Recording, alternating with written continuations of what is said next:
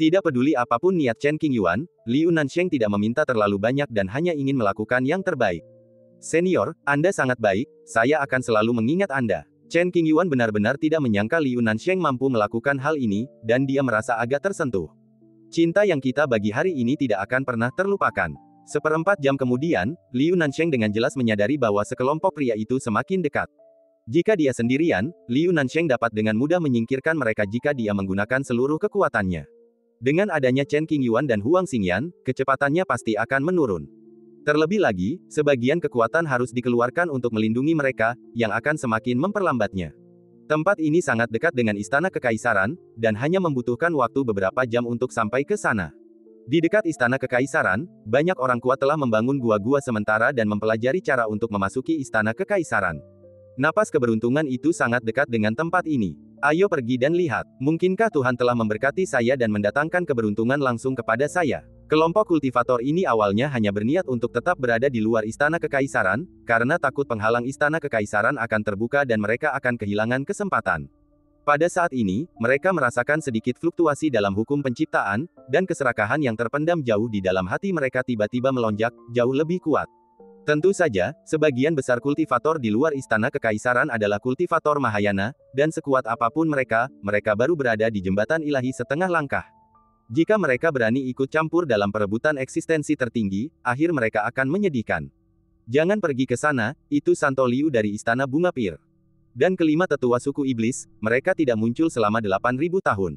Patriark Tongshan, tokoh terkenal di dunia ribuan tahun lalu. Ratusan biksu Mahayana datang dan mendapati sekelompok prajurit sakti sedang bertarung satu sama lain. Mereka panik dan segera mundur jauh, tidak berani terlibat. Liu Nansheng dan Chen Qingyuan dikepung lagi, dan setiap inci kekosongan dipenuhi dengan suasana hikmat dan tegang. Jika aku mati dalam pertempuran, tolong jangan lupakan Istana Lihua, sahabatku Chen. Karena tidak ada jalan keluar, maka kita harus berjuang keluar. Liu Nansheng menatap musuh-musuh kuat di sekitarnya dan membuat rencana untuk bertarung sampai mati. Dia bersedia mempertaruhkan nyawanya untuk menciptakan awal baru bagi Istana Bunga Pir. Generasi muda ini tidak akan pernah berani melupakannya. Chen Qingyuan membuat janji dengan penuh kesungguhan. Lebih dari 10 kekuatan magis yang mengerikan datang dari segala arah, kekuatan dahsyat menembus galaksi, raungan para prajurit suci bergema hingga jutaan mil, dan kekuatan mengerikan yang melanda semua itu membuat Liu Nansheng kewalahan. Ledakan. Tidak peduli taktik apapun yang digunakan musuh, Liu Nansheng selalu menggunakan tangannya untuk menyelesaikan masalah. Pukulan demi pukulan, ia hancurkan kekuatan sihir aneh Changhe Lori dan hancurkan hujan batu deras yang jatuh.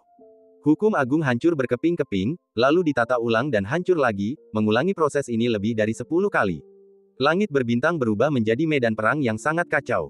Secercah kekuatan yang tersisa dapat memusnahkan seorang kultivator Mahayana biasa. Sungguh mengerikan. Setelah bertarung dengan ratusan orang, Liu Nansheng diserang dari belakang beberapa kali dan menderita beberapa luka karena ia harus mengalihkan perhatiannya untuk melindungi Chen Qingyuan.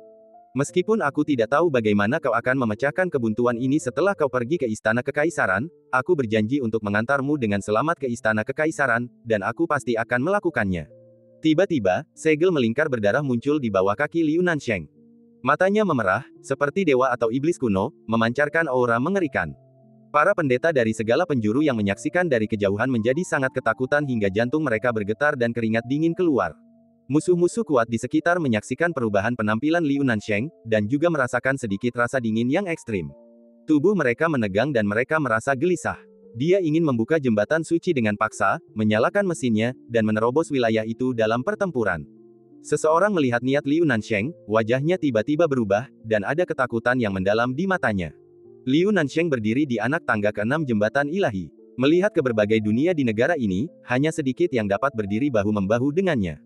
Biksu tua dari timur, yang mulia peringkat kedua di alam Kunlun, dan beberapa guru tersembunyi yang kuat semuanya telah mencapai tahap ini. Adapun dekan Akademi Daoyi, dia sedikit lebih kuat. Jembatan ilahi memiliki 7 anak tangga, dan merupakan puncak dari 7 anak tangga tersebut.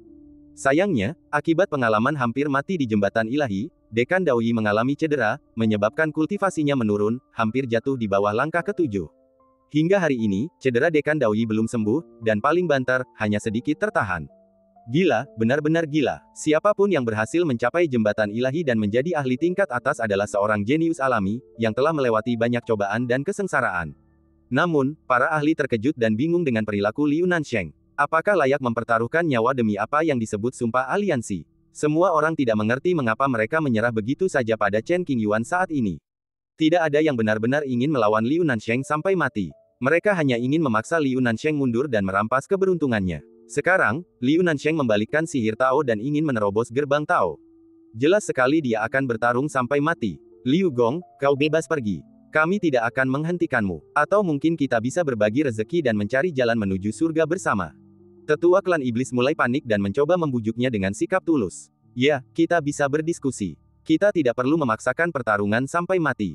Para prajurit perkasa itu telah hidup menyendiri di wilayah selatan selama bertahun-tahun, jadi mereka tentu saja telah mendengar tentang kebangkitan Liu Nansheng. Jika Liu Nansheng dipaksa hingga batas kemampuannya, bahkan jika sekitar 10 prajurit itu bergabung untuk bertarung, kemungkinan besar lebih dari setengahnya akan terbunuh, dan itu hanyalah perkiraan konservatif. Itu bertele-tele. Mata Liu Nansheng merah dan suaranya dipenuhi niat membunuh. Terlihat dengan mata telanjang bahwa sarung tangan sutra putih di tangannya telah berubah menjadi merah darah. Penampilannya penuh pesona, dan juga memberi orang sedikit aroma haus darah. Saya tidak berani menatapnya langsung atau menghujatnya. Zeng, tepat saat Liu Nansheng hendak menerobos dan bertarung sampai mati, serangkaian suara berdentang keras datang dari kehampaan yang jauh, seperti riak di air, bergema di seluruh alam langit berbintang, dan bertahan lama. Berani sekali kau mengepung anak-anak muda Akademi Daoyiku. Orang yang datang, mengenakan gaun panjang bermotif awan kemerahan dan rambut sepinggang, memancarkan aura yang mulia. Tatapan matanya yang dingin seolah membekukan segalanya, dan dengan jentikan lengan bajunya, ia mampu memadatkan hukum-hukum tingkat tinggi, membelah langit sejauh 100.000 mil. Diiringi auman harimau dan naga, ia mengintimidasi kerumunan. Dekan Akademi Daoyi saat ini adalah Yan Simeng. Namanya lembut, penampilannya bahkan lebih memukau. Namun, kekuatannya begitu dahsyat sehingga ia bisa menjadi orang paling luar biasa di dunia, dan hanya sedikit yang bisa menandinginya. Bahkan sedikit melebih-lebihkan, kecuali gadis berpakaian merah di Tianyuan yang tidak dikenal dunia, Din Daoyi adalah wanita paling berkuasa di dunia. Bahkan istana Lihua dan Liu Nansheng yang legendaris sedikit lebih rendah. Dekan, melihat sosok dekan, Chen Qingyuan terkejut sekaligus gembira, dan sedikit kepanikan akhirnya muncul di wajahnya yang tenang. Mungkin, Chen Qingyuan telah menekan kepanikan di hatinya. Ia harus tetap tenang agar dapat menyusun rencana untuk memecahkan kebuntuan, atau setidaknya mencegah situasi menjadi lebih serius. Pada saat ini, kedatangan dekan membuat hati Chen Qingyuan bergetar, dan suara dekan langsung menyambar jiwanya, memberinya rasa aman sepenuhnya. Awalnya, Yu Chenqi berencana untuk datang dan membantu muridnya yang membuat onar, tetapi dihentikan oleh dekan. Yu Chen baru saja melangkah ke jembatan ilahi. Kekuatannya agak kalah dengan lelaki tua yang telah hidup selama hampir 30.000 tahun. Ia tidak bisa memainkan peran yang menentukan bahkan jika ia datang. Akan lebih baik baginya untuk menjaga akademi. Kehadiran dekan sudah cukup untuk menyelesaikan berbagai permasalahan dunia. Dia di sini. Semua orang menatap ke arah dekan, tubuh mereka gemetar, tidak berani bertindak gegabah. Kelompok orang tua yang berada di puncak dunia ini, semua orang tahu betapa hebatnya Din Yi. Dia mengambil risiko sendirian, masuk jauh ke jembatan ilahi, memata-matai kebenaran, dan nyaris lolos dari kematian. Berbicara tentang pengalaman hidup Dekan Kuyi, kisahnya sama legendarisnya dengan Liu Nansheng, dan bahkan lebih dari itu. Aku di sini, tak perlu berkelahi. Dekan mengangkat tangannya dan menenangkan Liu Nansheng yang hampir gila. Matanya kembali jernih, fondasinya kembali kokoh, dan kegelisahan untuk memaksakan terobosan pun sirna. Maaf telah merepotkanmu kali ini. Istana Bunga Pir dan klan King telah berjanji untuk bersekutu, sebagaimana mestinya. Liu Nansheng dan Din Yi saling menatap cukup lama. Keduanya adalah orang-orang terkemuka di dunia, dan seolah-olah mereka sedang melihat versi lain dari diri mereka sendiri. Serahkan sisanya padaku, Dekan Yi berkata dengan lembut. Tidak perlu. Liu Nansheng dikepung para pahlawan dan menjadi marah. Ia tak mau menyerah. Bawa Chen Xiaoyou pergi. Pertempuran ini akan berakhir denganku. Karena mereka tidak mau berkelahi, saya pasti akan membantu mereka. Darahnya mendidih, bagaimana kita bisa menghentikan perang? Pertempuran ini tidak akan berakhir sampai banyak orang mati. Selama bertahun-tahun, Liu Nansheng tidak pernah bertarung dengan serius. Para praktisi di wilayah selatan, bahkan di seluruh dunia, telah melupakan jalan yang telah ia lapisi dengan darah dan tulang untuk mencapai puncak istana Lihua.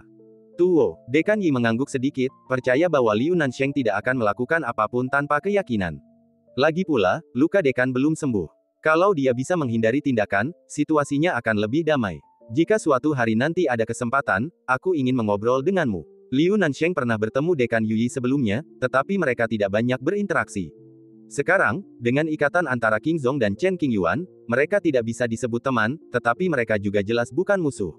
Tuo, Dekan mengangguk dan menerima undangan itu, dengan sedikit antisipasi di matanya. Kemudian, Dekan Yi berbalik dan berjalan ke arah Chen Qingyuan, meraihnya dari udara, dan bertanya dengan suara datar, "Dasar bocah kecil, kau baru saja keluar dari negeri lama dan sudah membuat keributan besar, kau benar-benar tidak akan tenang sedetik pun." "Din, ini bukan salahku. Ini benar-benar kecelakaan. Lagi pula, ini salahmu." Dengan Dekan yang bertanggung jawab dan hidupnya tidak lagi dalam bahaya, Chen Qingyuan kembali ke dirinya yang biasa dan berkata sambil tersenyum. "Oh, ini salahku, tapi kau pandai mengelak dari tanggung jawab." Dekan mendengus dan mengalihkan pandangannya ke Huang Xingyan, sedikit mengernyit, anak ini, memiliki fluktuasi hukum Kaisar Agung di tubuhnya, sulit untuk. Kalau yang menjadi tetua dari kekuatan lain, mereka pasti sudah merebut kesempatan dari generasi muda sejak lama. Dekan itu tiba-tiba teringat pada kotak itu, matanya terpaku, dan dia berbalik menatap Chen Qingyuan, menginginkan jawaban. Orang ini adalah orang yang ditakdirkan seperti yang kamu sebutkan. Nada bicara Chen Qingyuan dipenuhi nada keluhan. Jadi begitulah adanya. Dekan tiba-tiba menyadari dan menyimpulkan bahwa Huang Xingyan adalah keturunan Kaisar Taiwei. Bertahun-tahun yang lalu, sang dekan jatuh dari jembatan yang rusak dan diselamatkan oleh wasiat Kaisar Taiwei kuno. Wasiat Kaisar kuno itu memberikan sebuah kotak kepada sang dekan, membawanya kembali ke dunia, semua tergantung takdir. "Din, jangan kembali ke Akademi Wuyi, ayo kita ke Istana Kekaisaran," kata Chen Qingyuan. Istana Kekaisaran. Mendengar ini, Dekan menyipitkan matanya dan ingin membedah Chen Qingyuan untuk diperiksa. Setelah ragu sejenak, Dekan bergegas ke Istana Kekaisaran bersama Chen Qingyuan. Meskipun tidak tahu alasannya, ia percaya pada Chen Qingyuan. Bukankah agak tidak pantas bagi kita untuk membiarkan senior Liu mengurus retret sendirian? Chen Qingyuan menoleh ke belakang pada orang-orang yang hendak terlibat dalam pertempuran berdarah dan berkata dengan suara yang dalam. "Apakah kamu ingin menyaksikan keseruannya?" Dekan melihat pikiran kecil Chen Qingyuan hanya dengan satu pandangan dan berkata, "Tidak, aku tidak punya ide seperti itu." Setelah pikirannya terungkap, Chen Qingyuan tersenyum canggung. "Liu Nansheng adalah pria yang luar biasa. Jika bukan karenamu, seorang beban, dia tidak akan berada dalam posisi yang sulit bahkan jika dia menghadapi sekelompok orang tua ini." Dekan tidak hanya memuji Liu Nansheng, tetapi juga mengambil kesempatan untuk memarahi Chen Qingyuan. Petik 2. Chen Qingyuan membuka mulutnya tetapi tidak mengatakan apapun, tampak tidak berdaya. "Kalau saja aku bisa mengalahkan dekan itu, aku pasti akan membantahnya." Untuk menghindari pemukulan, kebijakan terbaik adalah tutup mulut. Diam adalah emas. Memanggil. Dekan mengambil tindakan dan melaju dengan kecepatan yang sangat cepat, mencapai Istana Kekaisaran dalam waktu paling lama 1 jam. Saat mereka semakin dekat ke Istana Kekaisaran, Chen Qingyuan tidak berani terlalu rileks, dan ketegangan di wajahnya belum sepenuhnya hilang. Ledakan. Ledakan memekakkan telinga terdengar dari langit berbintang di belakang. Setelah mendengar ini, kulit kepala Chen Qingyuan menjadi mati rasa dan dia menoleh ke belakang.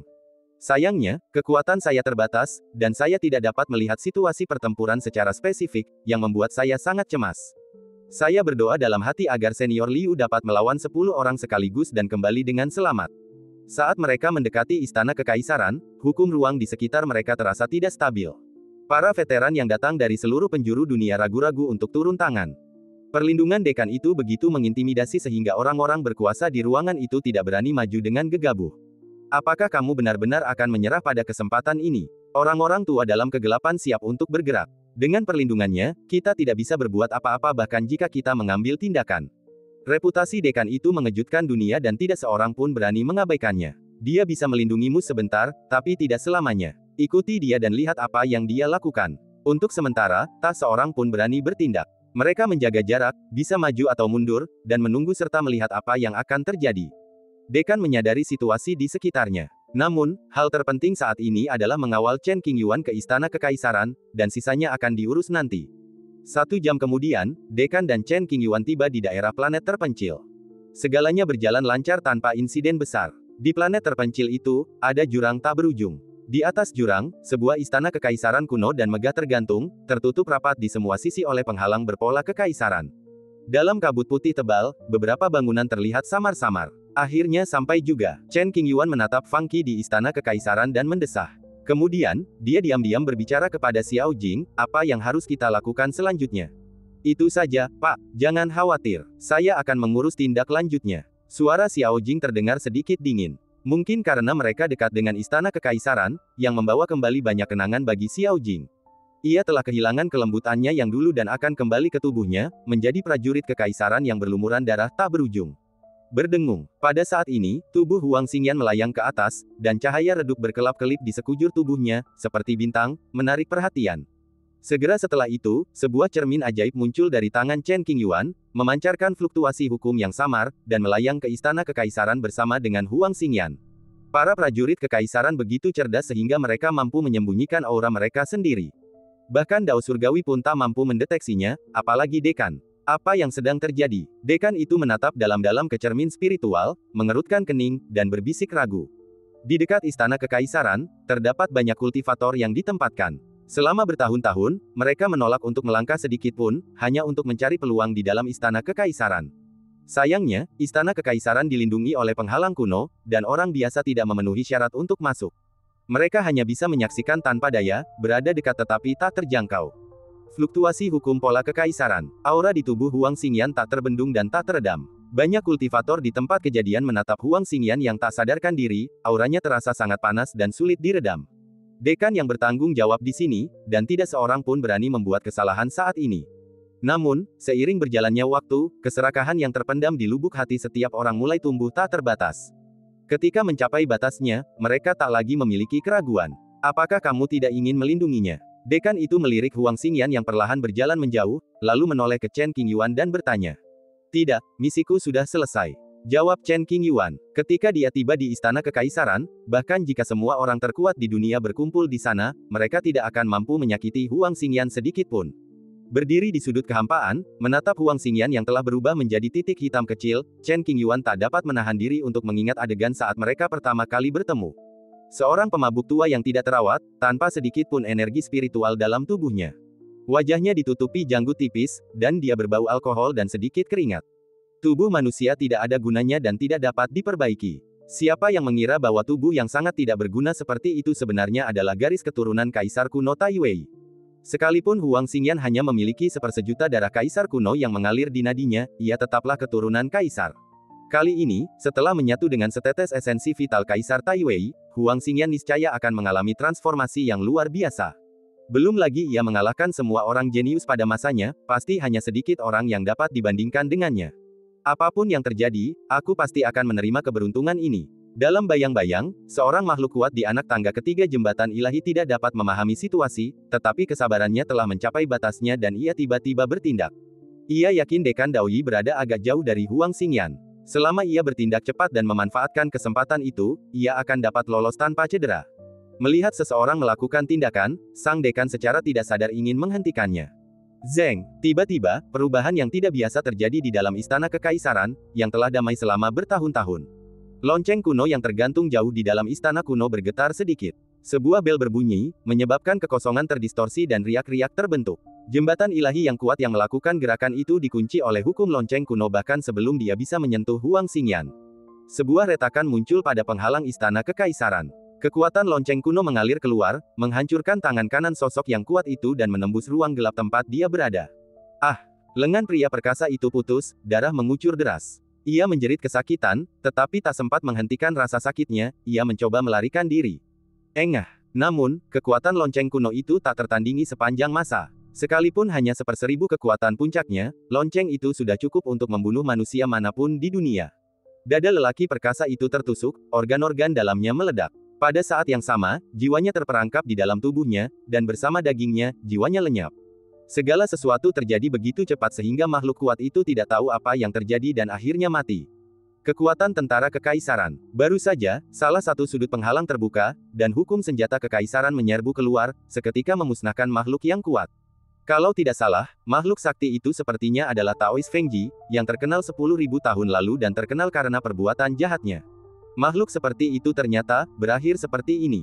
Mengapa demikian? Mundur cepat. Jangan sampai terluka oleh kekuatan pola kekaisaran yang tersisa di langit berbintang. Perubahan mendadak itu mengejutkan para pahlawan, wajah mereka menjadi pucat dan ngeri. Berbagai teriakan ketakutan terdengar, semuanya ketakutan oleh fluktuasi hukum senjata kekaisaran. Bahkan dekan yang biasanya tenang dan acuh tak acuh pun tak dapat menahan diri untuk menunjukkan ekspresi terkejut, sedikit membuka bibir merahnya dan menatap kosong tanpa mengucapkan sepatah kata pun. Klik. Mengerahkan kekuatan tubuh, cermin roh tempat Xiao Jing tinggal sementara tidak dapat menahan tekanan hukum dan langsung hancur. Seketika, Xiao Jing muncul dalam balutan gaun hitam, tampak sedingin dan secantik iblis. Kehampaan dalam radius bermil-mil tak terhitung dipenuhi hawa dingin yang ekstrim. Melihat Xiao Jing seperti ini, Chen Qingyuan tidak bisa mengenalinya. Ekspresinya sedikit berubah dan dia cukup terkejut. Sebelumnya, Xiao Jing lembut bagaikan air, selalu memanggilnya, Tuan Muda, layaknya adik tetangga, penuh perhatian dan perhatian. Namun kini, Xiao Jing tampak bak ratu, sedingin es, bak raja. Meskipun mereka adalah prajurit kaisar dan tidak memiliki darah dan daging, mereka selalu bersama kaisar dan memiliki keagungan kaisar. Ledakan, ledakan, ledakan. Sebelum semua orang sempat memahami alasannya, kehendak Dao Agung tiba-tiba turun, dan suara runtuhnya Dao merobek langit berbintang. Kekuatan hukuman surgawi memadat menjadi massa, menggantung di titik tertinggi langit berbintang, siap runtuh. Berlari, para biksu yang mengelilingi istana kekaisaran diselimuti hawa dingin yang menusuk tulang. Mereka mendongak menyaksikan hukuman ilahi, hati dan jiwa mereka hancur berkeping-keping karena ketakutan yang menyelimuti setiap jengkal jiwa mereka. Sekelompok orang yang lebih lemah matanya meledak saat mereka mengangkat kepala, dan mata fisik mereka hancur, wajah mereka mengerikan dan berdarah. Sudah bertahun-tahun lamanya dunia menyaksikan pemandangan hukuman ilahi. 3.000 cara hebat meliput seluruh dunia. Nafas dingin dan sunyi menyebar dari ujung langit berbintang dan langsung menghantam jiwa. Kekuatan galaksi yang luas itu semua berkumpul di satu tempat, mengembun menjadi rantai tatanan jalan raya dan menyegel seluruh kekosongan tempat istana kekaisaran berada. Ratusan biksu Mahayana yang kemudian melarikan diri terperangkap dalam rantai Dao Agung yang tak terhitung jumlahnya, menanggung tekanan yang tak terbayangkan. Seluruh tubuh mereka gemetar tak henti-hentinya, daging mereka bernanah, tulang-tulang mereka remuk, dan mereka menjerit kesakitan yang menyayat hati dan meratap tanpa henti. Dengan mata telanjang, ratusan orang menghilang, seolah-olah mereka tidak pernah muncul. Di luar ruang yang terhalang oleh rantai keteraturan, para kultivator memandang rekan-rekan Tao mereka yang masih hidup, tetapi dilenyapkan oleh sisa kekuatan hukum Tao dalam sekejap mata. Mereka ketakutan dan wajah mereka dipenuhi ketakutan, dan mereka ketakutan. Hukuman surgawi telah datang. Dia adalah roh yang diubah dari senjata kaisar. Dekan itu sangat pintar sehingga ia mampu mengetahui identitas Xiao Jing melalui berbagai petunjuk dan kesimpulan. Segera setelah itu, Dekan melindungi Chen Qingyuan di belakangnya dan mundur ke area belakang, tidak berani bergerak maju. Apakah itu benar-benar menakutkan? Dengan perlindungan Dekan, Chen Qingyuan tidak terlalu khawatir. Ia menatap pemandangan hukuman surgawi, menelan ludah, dan jantungnya berdebar kencang. Belum lama ini, Xiao Jing menekankan bahwa ia tidak dapat memobilisasi kekuatan sumber, karena sangat mudah untuk dihakimi oleh surga. Fakta-faktanya ada di depannya, dan Xiao Jing benar-benar tidak berbohong. Ratusan praktisi Mahayana ternama musnah hanya karena sentuhan hukuman ilahi. Seandainya Chen Qingyuan yang menjadi korbannya, nasibnya pasti lebih tragis lagi, karena ia bahkan tak punya tenaga untuk melawan. Ayo, Xiao Jing mengangkat kepalanya dan menatap mata hukuman surgawi tanpa rasa takut. Ia berteriak dingin, suaranya hampa, seolah berasal dari dunia bawah, atau dari ujung sungai waktu yang panjang. Mendengar hal itu jiwa menjadi terguncang, hati dipenuhi rasa takjub, bahkan ada yang merasakan tunduk dan patuh. Aku pernah menemanimu dalam perjalananmu, menaklukkan dunia, melawan arus waktu, dan menghancurkan semua hukum. Sekalipun hukum asal kurang dari 1/100 dari yang ku ketahui, aku masih tega untuk tak takut pada jalan yang hebat dan berani berjuang.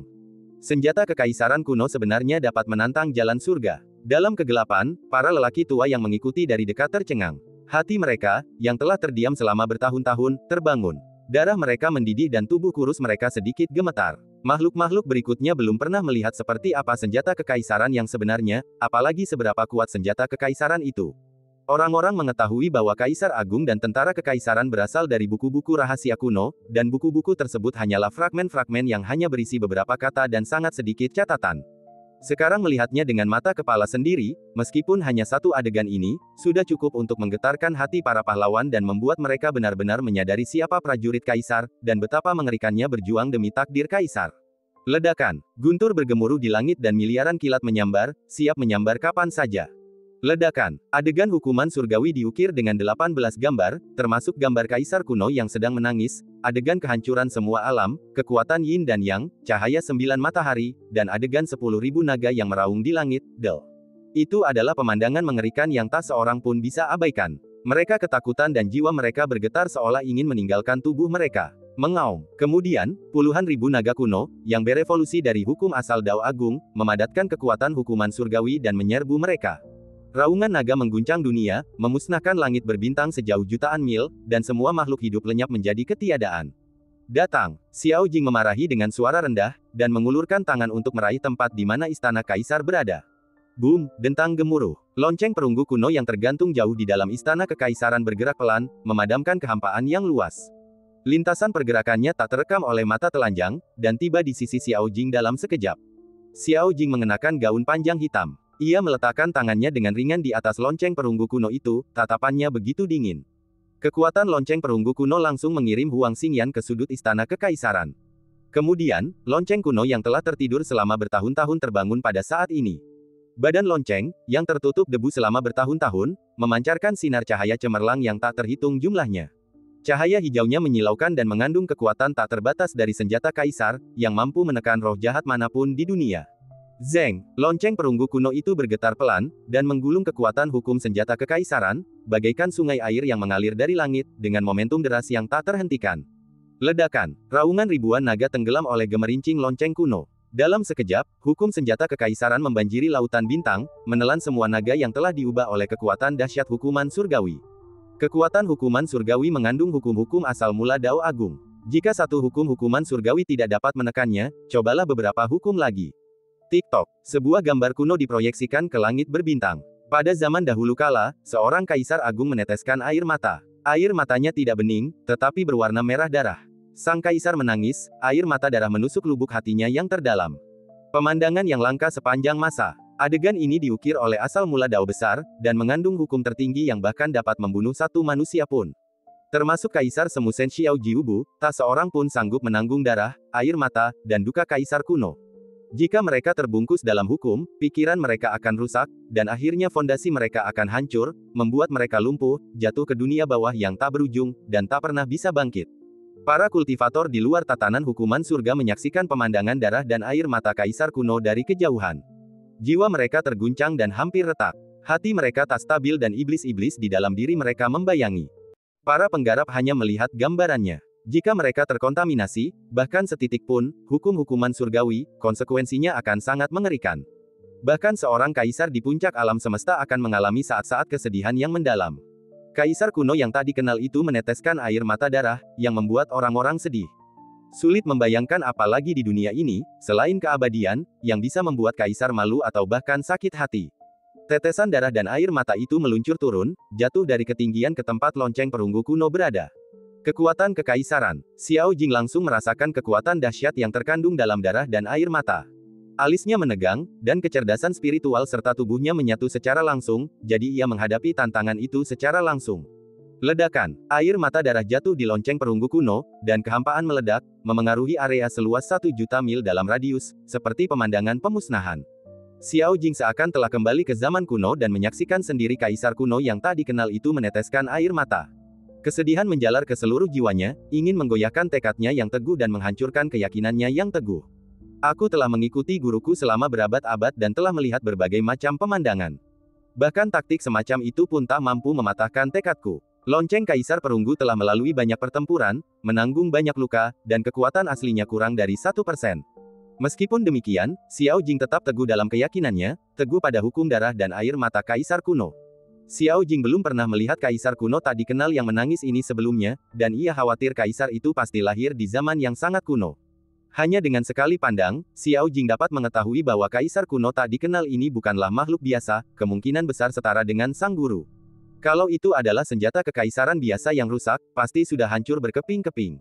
Lonceng kekaisaran perunggu ini menyimpan jejak keagungan kaisar Taiwei kuno. Asalnya kokoh dan tak terhancurkan. Kehendak Sang Maha Agung telah terkunci pada lonceng perunggu kuno itu. Menyadari lonceng itu masih utuh, ia sekali lagi mengerahkan kekuatan hukuman surgawi, memadatkan kekuatan yang bahkan lebih mengerikan.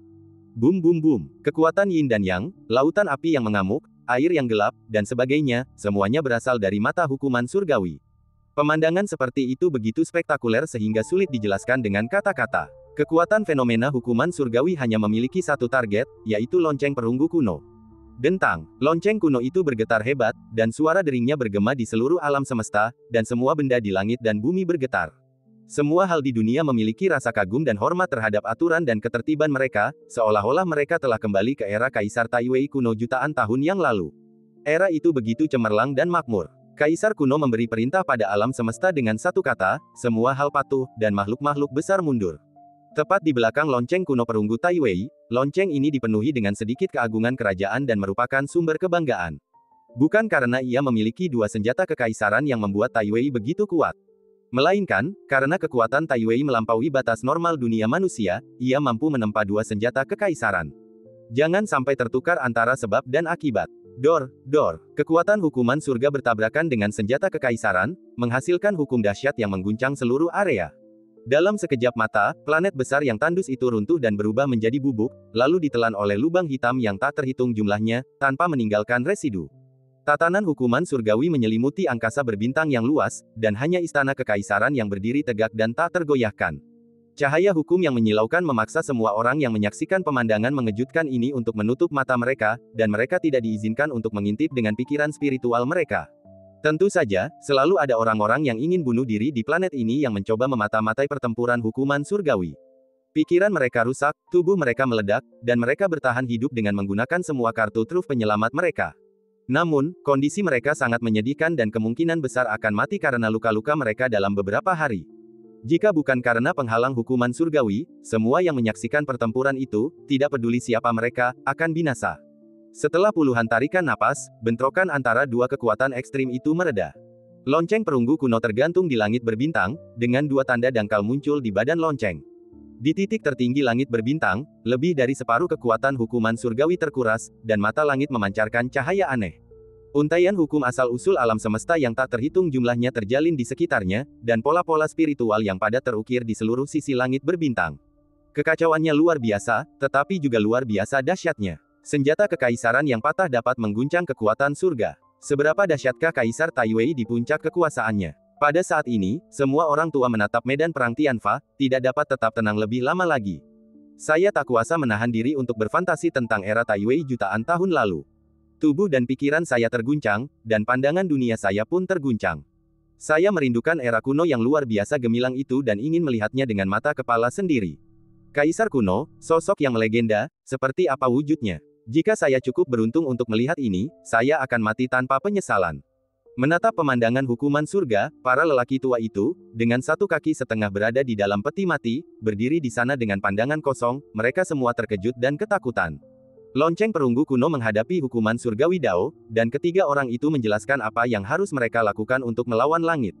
Mantan Dewa Pedang Canggeng dikalahkan dalam pertempuran Tian Dao di Gunung Ziyun. Di mata orang-orang, pedang abadi itu jatuh dan tubuh serta jiwanya lenyap. Faktanya, ia jatuh di bawah jembatan-jembatan ilahi yang rusak dan ditelan oleh kegelapan. Ia kemudian dilindungi oleh jejak kehendak dan hukum Kaisar kuno Taiwei.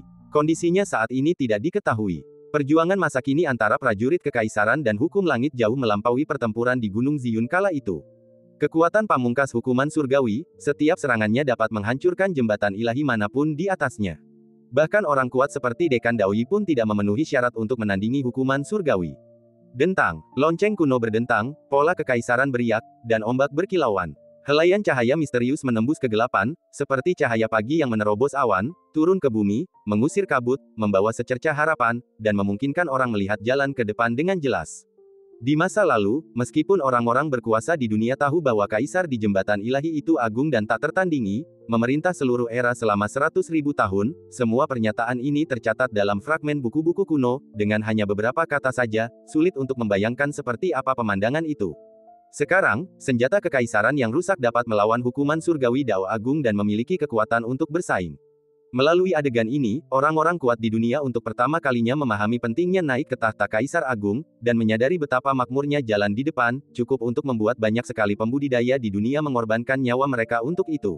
Ledakan. Guntur surgawi meledak, dan hukuman surgawi datang lagi. Guntur ilahi berwarna ungu merah yang besar datang dari mata hukuman surgawi, seperti seekor naga kuno, ganas dan mengerikan, dengan kekuatan ilahi yang luar biasa. Lonceng perunggu kuno itu bukan saja tidak mundur, tetapi juga melaju ke hulu dan bertabrakan langsung dengan guntur ilahi hukuman surgawi. Ledakan. Semua hukum bergetar, langit bergejolak. Langit berbintang hancur total, dan miliaran pecahan hukum yang meledak menyebar ke seluruh kehampaan yang hancur, menyebabkan kekacauan yang tak tertandingi. Zeng, bunyi lonceng kuno dan suara Taoisme berpadu menjadi satu. Setelah mendengarnya, para biksu yang menyaksikan dari luar merasa gendang telinga mereka hampir pecah, jiwa mereka bergetar tak terkendali, dan keringat dingin menetes, membasahi pakaian mereka. Lonceng perunggu kuno itu berdiri tinggi di langit berbintang, dengan retakan kecil lain muncul pada lonceng itu. Bahkan ketika berhadapan dengan hukum alam semesta, lonceng perunggu kuno tidak akan menundukkan kepalanya. Kekuatan hukuman surgawi telah terkuras lebih dari setengahnya, tetapi masih gagal menekan tentara kekaisaran. Jika terus tertunda, hukum-hukuman surgawi akan habis, dan menurut aturan ketertiban, ia harus menyerah. Asal-usul Tao tidak memiliki emosi dan hanya beroperasi menurut hukum tatanan yang ada. Ada 9 putaran hukuman surgawi, dan itu akan berakhir jika Anda mampu menanggungnya. Dalam keadaan normal, bahkan jika seorang kaisar semu masih hidup, ia pasti akan mati jika ia menghadapi hukuman surgawi. Merayu, kekuatan guntur dewa diserap sepenuhnya oleh lonceng perunggu kuno, dan hukum dahsyat dari 9 cahaya matahari membanjiri langit berbintang yang kacau. Untuk sesaat, kekuatan pembakaran 9 matahari mengairi dan membanjiri, dan setiap inci kekosongan menghilang, hanya menyisakan hukum yang rusak dan kacau. Menghadapi hukuman dari surga, Xiao Jing sebenarnya berada di bawah tekanan besar. Namun, dia tidak punya pilihan selain menghentikan hukuman ilahi ini. Demi menjaga martabat Kaisar Tai Wei dan juga demi Huang Xingyan, Xiao Jing dapat sepenuhnya bersembunyi di istana kekaisaran. Sedahsyat apapun kekuatan hukuman surgawi, ia tak dapat mengguncang istana kekaisaran Tai Wei. Namun, jika Xiao Jing melakukan ini, Huang Xingyan akan berada dalam masalah. Karena Huang Xingyan ternoda oleh karma darah kaisar, ia terkurung dalam hukum-hukuman surgawi. Jika ia meninggalkan istana kekaisaran, ia akan langsung menarik perhatian Dao Agung, yang akan menyebabkan kematiannya sendiri. Jika Anda ingin menyelesaikan masalah ini, Anda harus bertahan dari hukuman ilahi ini. Saat itu, Huang Xingyan akan berjalan di antara langit dan bumi, dan meskipun di tubuhnya terdapat darah kaisar, ia tidak akan dihukum oleh langit. Saya masih ingat hari-hari ketika saya mengikuti kaisar dalam kampanyenya. Melanggar hukum alam adalah hal biasa, dan saya selalu menerima hukuman ilahi. Meskipun kehendak Dao tidak memiliki emosi, ia tidak bodoh. Jika ia tidak bisa berbuat apa-apa terhadap Tai Wei, mengapa ia menurunkan hukuman ilahi? Ia hanya mencari masalah. Permukaan lonceng perunggu kuno itu berubah menjadi merah, telah rusak oleh kekuatan hukum 9 matahari bersinar bersama. Kalau saja tentara kekaisaran tidak terluka, kejadian seperti ini tidak akan terjadi. Perbuatan masa lalu telah menjadi debu di sungai waktu yang panjang. Perjalanan masa depan adalah hal terpenting. Oleh karena itu, bahkan jika Xiao Jing harus mengambil risiko kerusakan lebih lanjut pada senjata kekaisaran, dia harus bertahan dari hukuman surgawi ini dan memastikan keselamatan Huang Xingyan. Ledakan, dentuman, dentuman. Segera setelah itu, kekuatan Dao besar berevolusi menjadi kuali 8 arah, yang kekuatan jatuhnya cukup untuk menembus langit berbintang dan menghancurkan bintang-bintang yang tak terhitung jumlahnya. Lonceng perunggu kuno itu tetap berada di posisi aslinya, menghalangi semua kekuatan hukuman surgawi. Yang keterlaluan adalah bahwa lonceng perunggu kuno itu tidak hanya bertahan, tetapi juga langsung mengenai mata hukuman surgawi. Ledakan, lonceng kuno itu mengenai mata hukuman surgawi, menyebabkan munculnya retakan yang kentara di sana. Kekuatan hukuman surgawi telah mencapai batasnya, dan kali ini ia mendapat hantaman dari prajurit kekaisaran, sehingga sulit diperbaiki. Tiba-tiba tatanan langit berbintang menjadi sangat tidak stabil, bagaikan daun-daun yang berguguran tertiup angin musim gugur, hampir layu. Ledakan. Setelah menanggung semua hukuman dari surga, lonceng perunggu kuno itu rusak parah, dan retakannya sangat kentara. Sebagai seorang prajurit kekaisaran yang cerdas, Xiao Jing tentu saja mengalami serangan balik yang hebat dan segera tertidur lelap. Pada saat yang sama, lonceng kuno itu tidak lagi stabil seperti sebelumnya, dan mulai sedikit bergetar, hampir runtuh. Panggilan. Setelah beberapa saat, sisa-sisa kekuatan hukuman surgawi dihancurkan oleh para prajurit kekaisaran, dan rantai keteraturan yang menghalangi bagian langit berbintang itu mulai hancur, bagaikan tanah longsor, dan semuanya tak terkendali. Hanya dalam selusin tarikan napas, kekuatan hukum-hukuman dan kurungan surgawi lenyap sepenuhnya. Jauh di langit berbintang, hanya lonceng perunggu kuno yang tersisa. Meski runtuh, tak seorang pun yang tidak menghormatinya. Para prajurit kekaisaran, yang telah melalui tahun-tahun tak berujung dan dipenuhi bekas luka, sebenarnya mampu menahan hukuman surgawi dari Dao besar. Sulit dipercaya. Para tetua tercengang, terkejut dengan apa yang baru saja terjadi.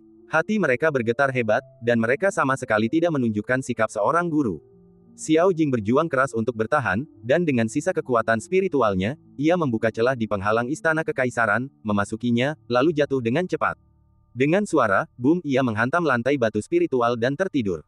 Penghalangnya lengkap dan utuh, dan tidak dapat disentuh oleh orang luar. Setelah pertempuran hukuman surgawi ini, Xiao Jing harus tidur setidaknya selama 1000 tahun dan kesadarannya tidak akan pernah terbangun. Tubuhnya penuh bekas luka. Jika ingin dikembalikan ke bentuk aslinya, kemungkinan besar diperlukan pencarian permata berharga yang tak terhitung jumlahnya dan bantuan ahli pemurnian senjata tingkat atas. Jika aku bisa mendapatkan pasukan kaisar, aku bisa menaklukkan tempat manapun di dunia.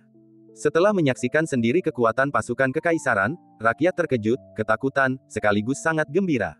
Jejak keserakahan di lubuk hati mereka mulai berakar dan bertunas. Orang-orang tua itu menatap istana kekaisaran di dalam penghalang, ingin menghancurkannya, tetapi mereka tidak berdaya. Semakin mereka tidak dapat masuk, semakin mereka akan memperbesar pikiran jahat para kultivator di dunia, dengan harapan dapat mengubah tatanan langit dan bumi, sehingga dapat memengaruhi penghalang istana kaisar. Banyak orang sangat yakin bahwa selama mereka tetap berada di langit berbintang ini, mereka akan menunggu penghalang menjadi tidak stabil. Setelah itu, mereka dapat bergegas ke istana kekaisaran dan mencari peluang-peluang tertinggi yang tak terhitung jumlahnya. Semua orang yang hadir penasaran siapa Huang Xingyan, dan mereka tidak dapat menahan diri untuk mengalihkan pandangan ke arah Chen Qingyuan di samping. Saya kira Chen Qingyuan pasti tahu tentang itu. Akan tetapi karena dekan sedang hadir, tidak ada seorang pun yang berani maju untuk bertanya, mereka hanya menonton dari kejauhan. Tidak ada fluktuasi hukum pola kekaisaran di tubuh Chen Qingyuan. Perubahan mendadak di dunia ini bukan disebabkan olehnya. Pasti pemuda yang memasuki istana kekaisaran itu. Beberapa orang tua mulai menghitung secara diam-diam, mencoba mencari tahu alasannya. Setelah beberapa saat berpikir, lelaki tua itu tiba-tiba membuka matanya dan memuntahkan seteguk darah, menahan serangan balik sihir. Jika ia tidak berhenti tepat waktu, itu akan lebih dari sekadar memuntahkan darah. Bagaimana seorang manusia bisa mengintip garis keturunan kaisar? Itu saja, ayo pergi. Dekan menatap tajam ke arah istana kekaisaran dan memutuskan untuk membawa Chen Qingyuan pergi. Din, berita kepulanganku ke dunia agung telah terbongkar. Kalau aku mengikutimu kembali, apa akan menimbulkan masalah? Kata-kata ini benar-benar datang dari lubuk hatinya. Chen Qingyuan menganggap akademi ini sebagai rumah lain dan tidak ingin akademi ini menjadi medan perang. Denganku di sini, apa yang kau takutkan? Dekan memberi isyarat kepada Chen Qingyuan dan memintanya untuk sedikit membungkuk. Chen Qingyuan melakukan apa yang diperintahkan.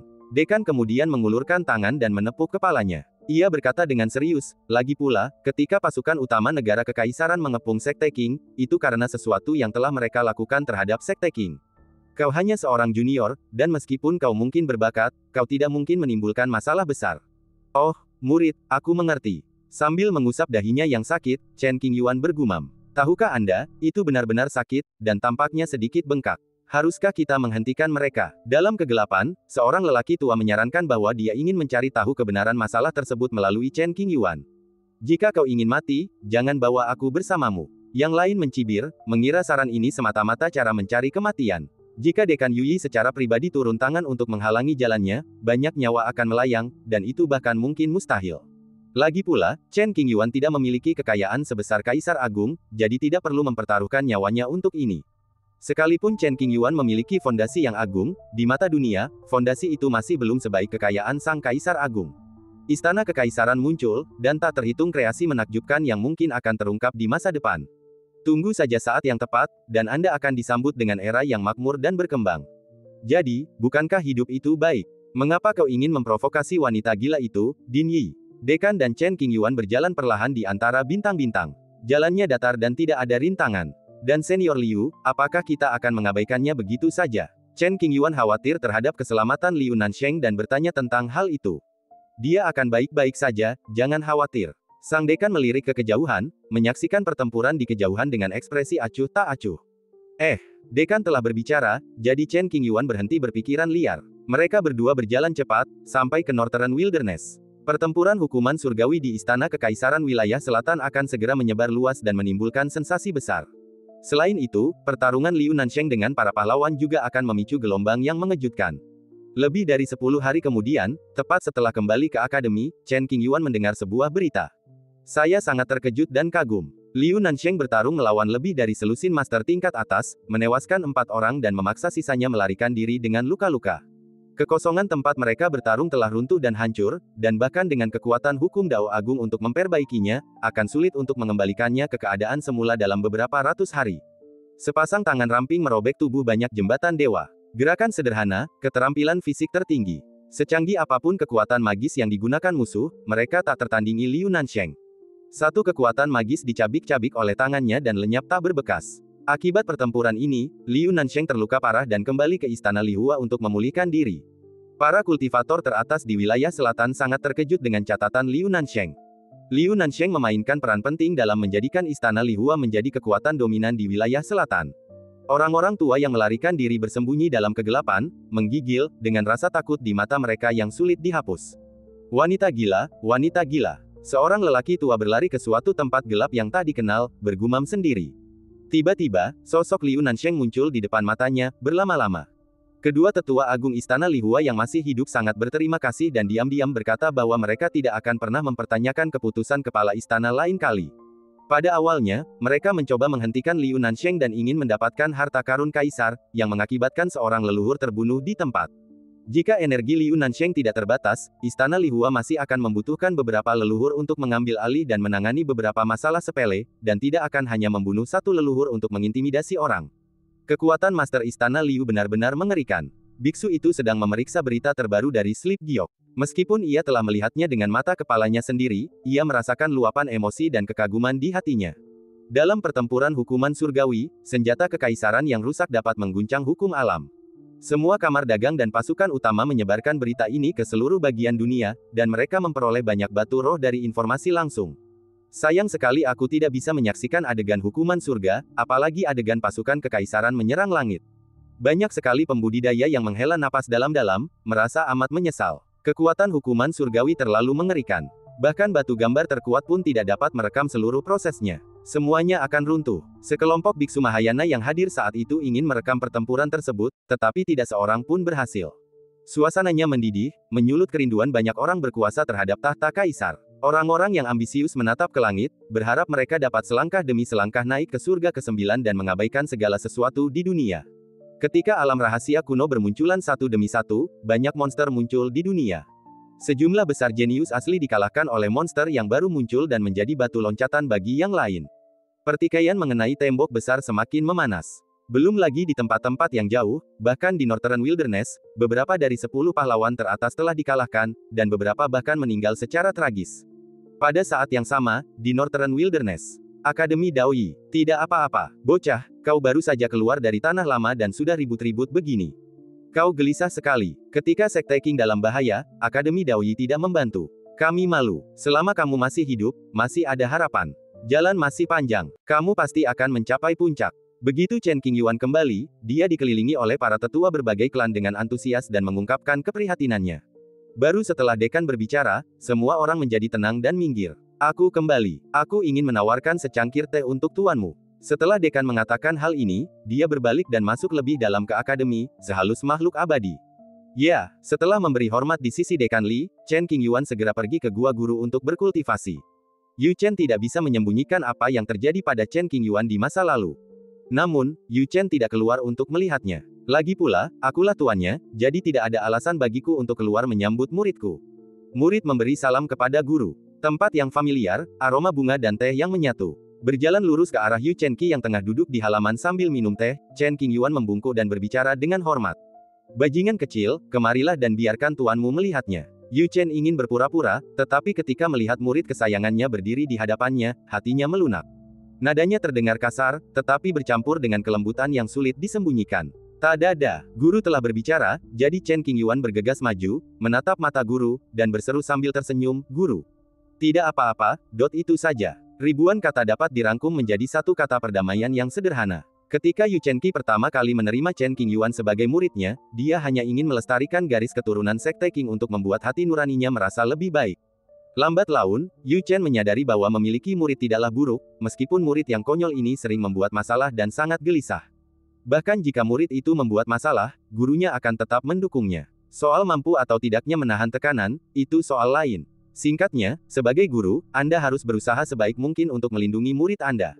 Murid akan menuangkan secangkir teh untukmu. Cangkir teh di atas meja kosong, jadi Chen Qingyuan bergegas maju untuk menuangkan teh. Ia meminum teh yang dituang muridnya itu dalam sekali teguk, tak tersisa setetes pun. Ketika Sekte Qing sedang krisis, aku menyendiri dan kamu menderita. Yu Chen Qi meletakkan cangkir tehnya dan menyalahkan dirinya sendiri. Guru sudah bicara, hamba tidak punya keluhan. Chen Qingyuan tersenyum sedikit. Mulai sekarang, selama aku masih hidup, aku akan berdiri di hadapanmu.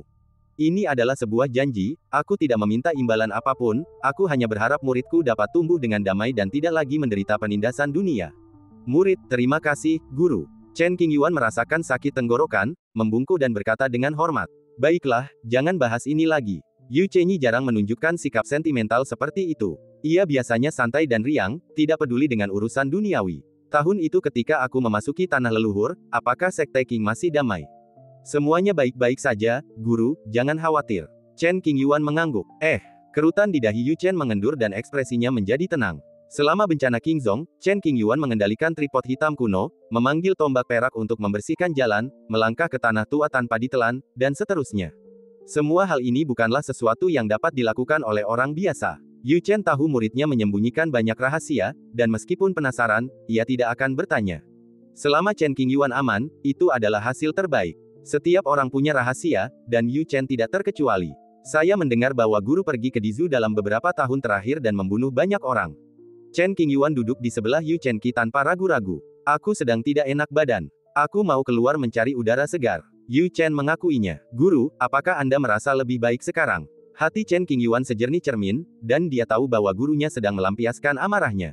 Sang guru dan sang murid memiliki kesepahaman diam-diam dan tidak berdebat. Bagus. Entah kenapa, Yu Chen Qi mencium sesuatu yang salah, mengangkat alisnya, dan menatap Chen Qingyuan dengan sedikit kewaspadaan.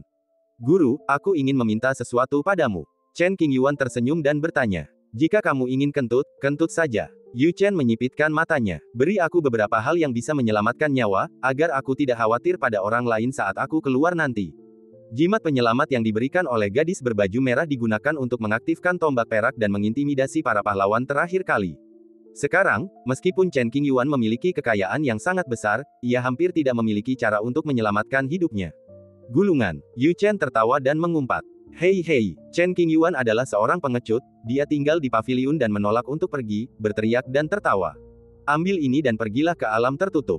Yu Chen tampaknya telah membuat pengaturan sejak lama dan mengeluarkan token seukuran telapak tangan.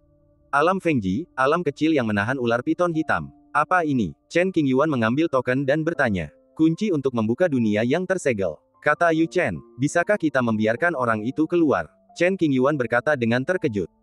Yu Chen mendengus pelan, aku akan meminta tokenmu kepada dekan. Mulai sekarang, aku akan membiarkan Xiao Hei mengikutimu. Dia akan bisa melindungimu. Terima kasih, guru. Anda sungguh baik hati. Chen Qingyuan menggenggam token di tangannya erat-erat dan berkata dengan penuh rasa terima kasih, saya pasti akan menjaga Anda sampai akhir hayat Anda. Petik 2. Petik 2. Kelopak mata Yu Chen bergetar, dan saat kata-katanya jatuh, dia menendang, keluar. Suara mendesing. Chen Qingyuan terlempar dari awan, dan tubuhnya terjatuh tak terkendali. Setelah beberapa saat, Chen Qingyuan akhirnya berdiri teguh. Ketika mendongak, saya melihat bahwa itu adalah area terlarang tempat ular piton hitam disegel. Guru baik sekali. Dia bahkan rela memberiku tumpangan, daripada membiarkanku pergi sendiri. Chen Qingyuan bergumam pelan. Sesuai rencana awal dekan, ular piton hitam harus membuka segelnya sendiri sebelum melakukan apapun. Oleh karena itu, ketika Yu Chen menemui dekan dan memintanya untuk melepaskan ular piton hitam, ia ditolak beberapa kali. Mengingat kegigihan Yu Chen, dekan akhirnya setuju dan memberinya tanda untuk mengangkat segel. Faktanya, sang dekan tidak bersedia melepaskan ular piton hitam itu bukan untuk melatihnya, melainkan sebagai balas dendam. Dahulu kala, ular piton hitam secara tidak sengaja menyinggung dekan dan langsung dikurung di sebuah ruangan kecil yang gelap, yang telah ada sejak ribuan tahun yang lalu. Lao Hei, dia sangat menyedihkan. Anak ini tidak mengerti sifat manusia dan tidak tahu cara membungkuk kepada dekan. Dia hanya mencoba merusak segel, dan setiap kali dia melakukannya, dia terluka. Belum lagi si piton hitam, bahkan murid pribadi sang dekan pun kerap kali dipukul. Berbicara tentang Zhao Yichuan, dia tidak muncul selama bertahun-tahun. Hanya segelintir orang di Akademi Daoyi yang tahu tentang berita terbarunya. Dengan token tersebut, Chen Qingyuan langsung melangkah menuju penghalang. Dataran itu tidak memiliki batas yang terlihat, dan awan serta kabut menyelimuti di atasnya, yang penuh dengan pesona spiritual. Kakak Hei, aku kembali. Chen Qingyuan berteriak keras. Ular piton hitam yang sedang tidur itu tiba-tiba mendengar suara yang dikenalnya dan perlahan membuka matanya. Ia memutar bola matanya dan melihat Chen Qingyuan bergegas masuk. Ia langsung bersemangat. Ia membalikkan badan, membuat awan mendung, dan menjulurkan kepalanya, kakak, akhirnya kau datang menemuiku. Setelah tidak bertemu selama bertahun-tahun, Black Piton sangat merindukan Chen Qingyuan. Tubuh ular piton hitam itu luar biasa besar dan lebih ganas dari sebelumnya. Panjangnya ribuan kaki, dengan 2 bola daging menonjol di kepalanya. Sisik-sisik hitam di tubuhnya menjadi berkilau dan menyilaukan, membuatnya tampak sangat kuat. Saudara laki-laki, Chen Qingyuan membungkuk memberi salam. Apakah kamu membawa sesuatu untuk dimakan? Ular piton hitam bertanya. Tentu saja aku memilikinya. Sambil berbicara, Chen Qingyuan mengeluarkan semua makanan lezat yang disimpan dan menumpuknya seperti gunung kecil. Melihat begitu banyak hidangan lezat, tubuh ular piton hitam itu bergetar beberapa kali, sangat gembira dan bahagia. Kakak, kamu masih lebih mencintaiku, tidak seperti dekan, yang begitu penuh kebencian. Kakak, kenapa kamu berkata begitu? Mendengar bahwa Black Python House berani membuat masalah bagi dekan, Chen Qingyuan merasakan hawa dingin di punggungnya. Saat kau pertama kali berkuasa, kau meninggalkanku banyak makanan, tapi dekan menyita semuanya. Kata ular piton hitam dengan marah. Dengan budidaya piton hitam, ia tidak membutuhkan makanan untuk mempertahankan energinya. Makan adalah suatu kenikmatan, terutama hidangan lezat dari seluruh dunia. Sejak kecil, ular piton hitam itu menggerogoti batu roh. Batu itu sama sekali tidak berasa dan sangat menjijikkan. Di ujung dunia kecil, ada banyak urat nadi spiritual kelas atas, tetapi ular piton hitam itu bahkan tidak melihatnya, dan merasa kesal. Mengapa? Chen Qingyuan bertanya dengan rasa ingin tahu. Dia bilang aku tidak tahu tata krama. Aku tidak menyapanya dengan baik ketika dia kembali. Ular piton hitam itu melilitkan tubuhnya, melahap makanan lezat itu dengan mulutnya yang berdarah, dan mengeluh, aku tersegel di sini dan tidak bisa pergi kemanapun. Bagaimana aku bisa menyapanya? Dekan itu benar-benar tidak masuk akal dan suka menindas. Ini, Chen Qingyuan tersenyum canggung, ragu untuk berbicara. Ini adalah akademi bergengsi, dan dibutuhkan keberanian untuk menentang dekan. Setidaknya Chen Qingyuan tidak berani. Kakak, tidakkah kau berpikir begitu? Perkataan Black Python jelas dimaksudkan untuk menyeret Chen Qingyuan ke dalam air. Saya pikir tindakan dekan itu pasti memiliki makna yang lebih dalam. Tenggorokan Chen Qingyuan berguling, wajahnya serius. Apa makna mendalamnya? Mendengar hal itu, rasa ingin tahu si ular piton hitam pun membuncah. Lalu ia pun berbicara dengan suara keras, karena takut kalau sang dekan tidak dapat mendengarnya. Dekan bilang kau tidak pergi memberi penghormatan. Dia pasti menyalahkanmu karena tidak membuka segelnya sendiri setelah bertahun-tahun. Pikiran Chen Qingyuan berpacu, dan ia menemukan penjelasan yang cukup masuk akal, meskipun kau terjebak di sini, kau tidak terganggu oleh kekuatan eksternal, dan sumber daya untuk kultivasi berantai sudah mencukupi. Kau memiliki semua yang kau butuhkan. Dekan memiliki harapan yang tinggi padamu, tetapi karena kau belum memenuhi persyaratan dekan, wajar saja kau harus dihukum. Benarkah begitu? Ular piton hitam itu menundukkan kepalanya, merasa ada yang aneh, tetapi ia tidak dapat menjelaskannya. Tentu saja, Chen Qingyuan berkata dengan tegas, coba pikirkan, dekan hanya menyita makananmu dan tidak memberikan hukuman lain kepadamu. Itu hanyalah belas kasihan. Kita seharusnya tidak menyalahkan dekan. Sebaliknya, kita seharusnya bersyukur dan bekerja keras untuk memperbaiki jaringan kita. Kita tidak boleh mengecewakan dekan. Ular piton hitam itu berhenti makan dan menundukkan matanya sambil berpikir keras. Setelah beberapa saat, ular piton hitam mengangguk berat dan berkata dengan lantang, saudaraku, kamu berpengetahuan luas dan berpengalaman, jadi kamu pasti benar. Aku akan mendengarkanmu dan bekerja lebih keras di masa depan. Dekan pasti tidak akan menghukumku. Ya, Chen Qingyuan diam-diam menyeka keringat dingin dari dahinya dan mendesah menyadari betapa pintarnya dia. Jika dia mengatakan sesuatu yang salah, dia mungkin akan dihukum berat oleh dekan keesokan harinya karena terjatuh dengan kaki kirinya. Xiao Hei, kamu benar-benar terlalu naif. Di tempat yang tenang di akademi, dua wakil presiden sedang mengobrol dan minum teh. Tentu saja, setiap gerakan di dunia kecil itu tak luput dari pandangan mereka. Ketika mereka menyaksikan ular piton hitam ditipu oleh Chen Qingyuan, mereka tersenyum getir, ekspresi mereka tak terlukiskan. Meskipun ular piton hitam telah meraih kesuksesan besar, ia hidup di rumah kaca, tanpa pengalaman apapun, dan kecerdasannya tak tertandingi oleh anak muda di luar sana. Jika ia pergi sendirian, ia mungkin akan dijual tanpa menyadarinya, dan akan merasa puas diri. Biarkan Xiao Hei mengikuti Qingyuan. Pertama, dia bisa melindungiku, dan kedua, dia bisa mendapatkan lebih banyak pengalaman dan tidak akan mudah tertipu di masa depan. Namun, jika dia tetap bersama Chen Qingyuan untuk waktu yang lama, apakah dia akan tersesat? Lin Wenchou menggelengkan kepalanya dan tersenyum pahit, sedikit khawatir tentang masa depan ular piton hitam itu. Omong kosong, muridku tahu batas kemampuannya. Yu Chenran meniup jenggotnya dan melotot. Ayo, Lin Wenchou menatapnya kosong. Lao Lin, kau tak bisa mengalahkanku sekarang. Aku memberimu satu kesempatan lagi untuk menata ulang kata-katamu. Dengan kepalan tangan yang kuat, tentu perkataannya akan lebih berkekuatan. Petik 2 petik 2. Lin Wenchou terdiam. Saat ini, di dunia yang kecil. Setelah bimbingan Chen Qingyuan, He Yimang memahami usaha keras dekan dan merasa sangat bersalah atas kurangnya kemajuannya sendiri. Setelah makan dan minum, ular piton hitam itu berbaring di tanah, merasa sangat puas. Kakak Hei, kamu mau keluar? Chen Qingyuan duduk di tanah, seperti setitik debu dibandingkan dengan tubuh besar ular piton hitam. Tentu saja aku sudah memikirkannya, tapi aku belum bisa membuka segelnya. Butuh setidaknya 100 hari lagi. Ular piton hitam itu tertekan dan mendesah. Sebenarnya, kita bisa keluar sekarang. Kata Chen Qingyuan. Jangan bercanda. Bagaimana kita bisa keluar? Black Python tidak memberikan harapan apapun. Lihat, Chen Qingyuan mengeluarkan token itu. Ini, ular piton hitam itu melirik sekilas lalu segera berbalik dan berdiri, merasakan bahwa token dan penghalang ini memiliki fluktuasi hukum yang sama. Kunci untuk membuka penghalang, kata Chen Qingyuan. Dari mana kamu dapat ini? Apa kamu mencurinya dari dekan? Reaksi pertama ular piton hitam bukanlah kegembiraan, melainkan keterkejutan. Tidak, kamu tidak bisa mencurinya meskipun kamu diberi kesempatan. Dekan memberikannya kepadaku, lanjut Chen Qingyuan, kalian diminta untuk mengikutiku mulai sekarang dan melindungi keselamatanku. Selama aku bisa keluar, semua ini baik-baik saja. Ular piton hitam sangat gembira dan langsung setuju, karena takut kalau dekan akan mengingkari janjinya. Saudara Hei, meskipun kita bersaudara, kita punya 3 aturan. Mulai sekarang, ketika kita pergi mencari pengalaman, kamu tidak boleh bertindak sendiri tanpa izinku, dan terutama jangan membuat masalah. Chen Qingyuan berkata dengan serius. Baiklah, kakak pasti akan mendengarkanmu. Ular piton hitam itu mengangguk berat, keinginan mendesak untuk keluar sudah terukir di dahinya, dan dia tidak ingin tinggal di dunia kecil ini sedetik pun. Meski begitu, dalam hal menimbulkan masalah, berapa banyak orang di dunia yang dapat dibandingkan dengan Chen Qingyuan? Setelah kesepakatan tercapai, Chen Qingyuan mengaktifkan pembatasan pada token. Berdengung. Dalam sekejap, token itu melayang dan naik ke titik tertinggi. Dengan suara, ledakan token itu meledak, dan kekuatan hukum yang tak terbatas menyebar ke sekelilingnya, menyatu ke setiap area di dunia kecil itu. Setelah lebih dari 10 napas, dunia kecil itu mulai bergetar, dan sebuah retakan muncul di penghalang, menyebar ke segala arah, padat dan tak terhitung jumlahnya. Ledakan. Dengan suara keras, penghalang itu hancur total. Ular piton hitam itu segera menerjang keluar, dan tubuhnya yang besar melayang di atas langit Akademi Daoyi, menimbulkan angin dan awan serta menimbulkan kegaduhan.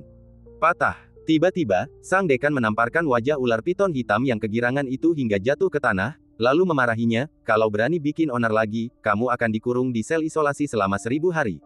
Mendengar suara itu, ular piton hitam itu pun terkulai di dalam lubang yang dalam, tidak berani berkata sepatah kata pun, dengan raut wajah yang sedih. Setelah akhirnya keluar, Black Piton benar-benar tidak ingin lagi dikurung dalam sel isolasi. Chen Qingyuan berlari keluar dan melihat hutan yang hancur. Ia segera melihat ular piton hitam tergeletak di dalam lubang dan berkata, saudaraku, tenanglah. Kamu tidak mengerti, kata ular piton hitam dengan suara berat. Jika Anda telah terkurung selama ribuan tahun, Anda akan tahu betapa menyegarkannya rasa kebebasan. Dalam beberapa hari berikutnya, beberapa orang tua di akademi memperingatkan Black Piton untuk bersikap tenang saat keluar rumah dan tidak bertindak gegabah. Chen Qingyuan tidak punya rencana untuk keluar dalam jangka pendek. Jawabannya sangat sederhana, dekan memanggil saya. Dekan ingin bertemu denganku untuk urusan apa? Chen Qingyuan bergumam pada dirinya sendiri, merasa sedikit gelisah. Di dalam istana yang megah, kabut peri menggulung, pohon-pohon spiritual tumbuh di udara, dan tanaman merambat spiritual melilit awan, seolah-olah ingin menembus langit. Angin sepoi-sepoi bertiup membuka pintu istana yang tertutup sedikit. Chen Qingyuan kemudian melihat ke dalam pintu, yang dipenuhi kabut, misterius dan tak terduga. Dia berjalan lurus ke depan dan bergerak maju perlahan-lahan. Kabut di sekitarnya mulai menghilang di kedua sisi, dan jalan datar yang lebar tiba-tiba muncul. Mengikuti jalan ini, kami tiba di sebuah dojo yang dipenuhi hukum rumit. Dojo ini berbentuk lingkaran dengan diameter sekitar 1000 kaki. Pola-pola unik terukir di setiap sudutnya, memancarkan pesona spiritual yang luar biasa. Dekan berdiri di tengah dojo, auranya dingin dan jernih, membelakangi Chen Qingyuan. Dekan. Chen Qingyuan berjalan ke arah dekan dan membungkuk. Bakatmu tak tertandingi sepanjang sejarah. Dekan itu perlahan berbalik, tatapannya dalam dan suaranya jernih, meskipun fondasimu kokoh, kau belum benar-benar mencapai batas bakatmu. Mendengarkan kata-kata dekan, Chen Qingyuan tampak mengerti, tetapi tidak sepenuhnya. Ia membungkuk sedikit dan mendengarkan dengan sabar. 3 eliksir adalah artefak suci, dan telah ada sejak zaman kuno. Jalan yang akan kalian tempuh penuh dengan pengetahuan yang rumit. Kalian tidak bisa mengandalkan pengalaman para pendahulu kalian harus menjelajahinya sendiri. Dekan berkata dengan suara berat, saya telah membaca banyak teks kuno dan menggabungkannya dengan pengalaman kultivasi saya sendiri. Saya punya ide. Maukah kalian mendengarnya? Tolong beri aku saran, Dekan. Merupakan berkah bagi Chen Qingyuan untuk menerima bimbingan dari Dekan, dan dia harus rendah hati dan mencari nasihat. Tujuan pemanggilan Chen Qingyuan kali ini adalah untuk membimbingnya dan mencegahnya mengambil jalan memutar. Jalur fondasi awalnya terbagi menjadi tingkat atas, menengah, dan bawah. Kemudian, ada tingkat bumi, tingkat surga, dan tingkat suci. Dekan menjelaskan perlahan, bagi para kultivator di alam bawah, mencapai bakat tingkat bumi sudah merupakan kejeniusan yang langka di antara 10.000. Dengan fondasi tingkat surga, jika tidak terjadi hal yang tak terduga, mereka pasti akan mencapai alam Mahayana. Sedangkan untuk bakat tingkat suci, di seluruh alam semesta, tidak akan pernah ada lebih dari 100 orang yang mencapainya setiap 10.000 tahun. Kau menguasai jalan suci 3 pil, memiliki bakat dan kekuatan luar biasa yang jauh melampaui levelmu. Namun, ini juga memberimu beban yang sangat berat. Kecepatan kultivasimu relatif lambat, dan menembus hambatan sangatlah sulit. Lagi pula, kau juga memiliki tulang dao yang asal-usulnya tidak diketahui.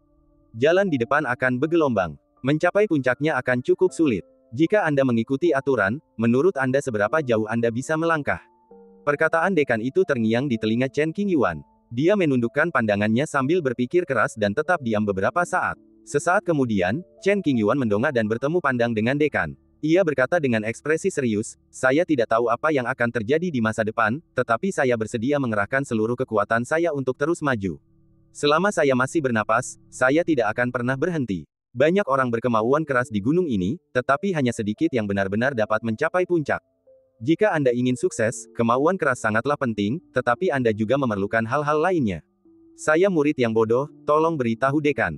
Chen Qingyuan mengepalkan tangannya dan bertanya. Qingyuan, pernahkah kau berpikir bahwa ada dao di atas benda-benda suci?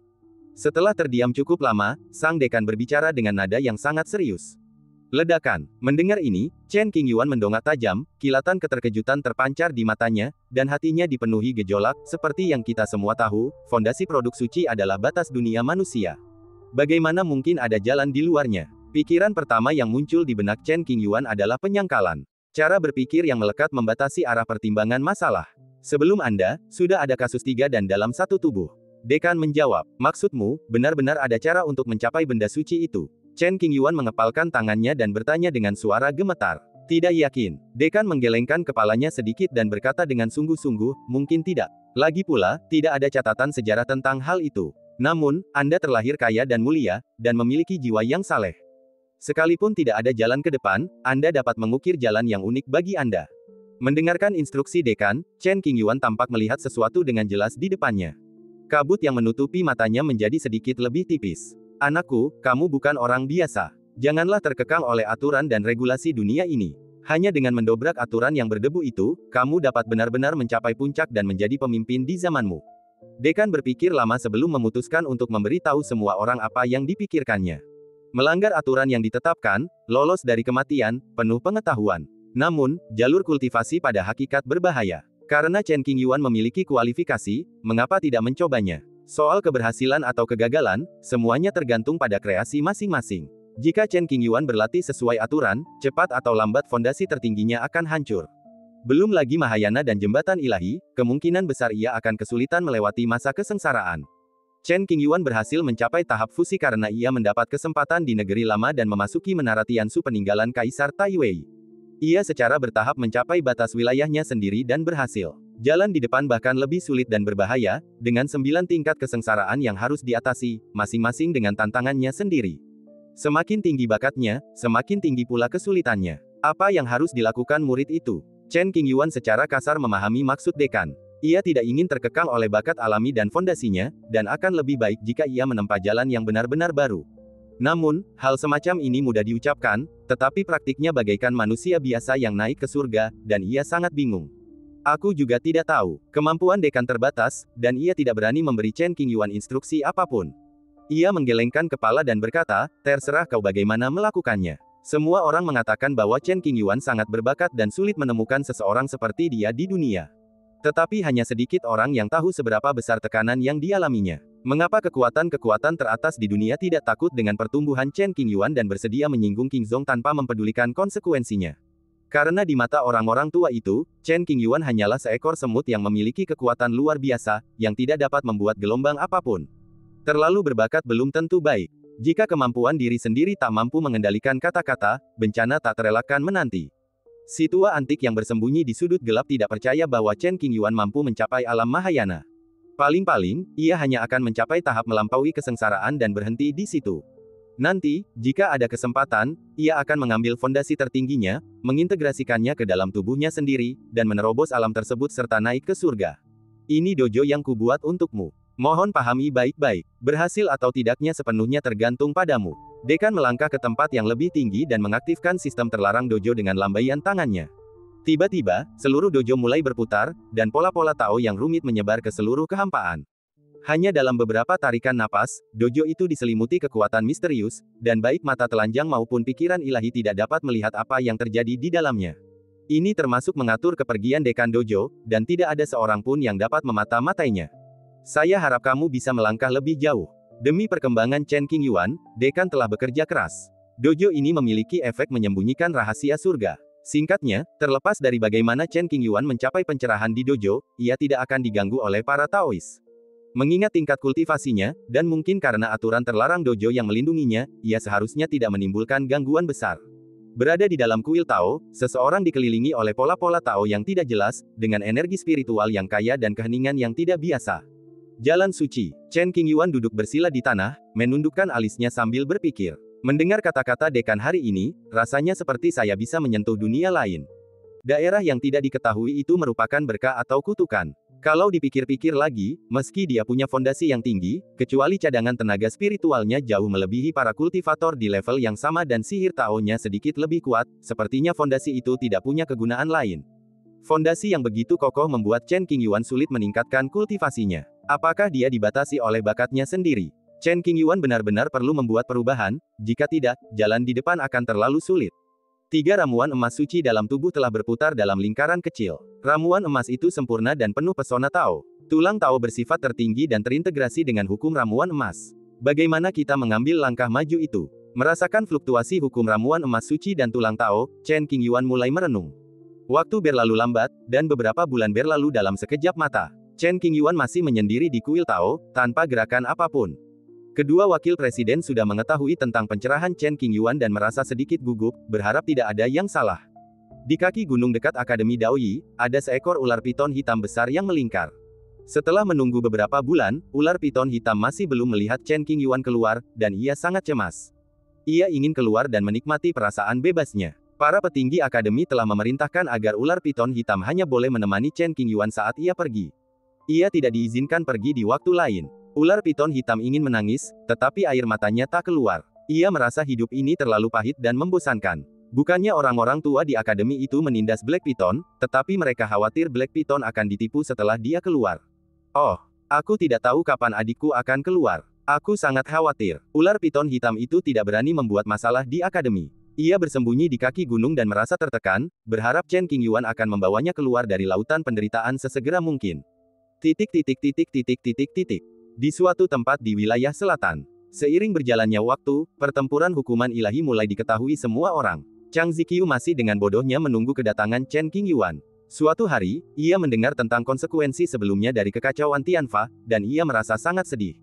Chen Qingyuan, kau benar-benar pembuat onar. Menggertakkan gigi, merasa murung di dalam. Dikatakan bahwa Chen Qingyuan dibawa pergi oleh dekan Daoyi, kemungkinan besar ke alam liar utara. Dia benar-benar melupakanku dan meninggalkanku sendirian di wilayah selatan. Dasar bajingan. Sebelum mengetahui berita itu, Chang Ziqiu sangat khawatir terhadap keselamatan Chen Qingyuan dan mencarinya kemana-mana. Di masa lalu, Chang Ziqiu selalu menyendiri dan tidak pernah terikat oleh belenggu apapun.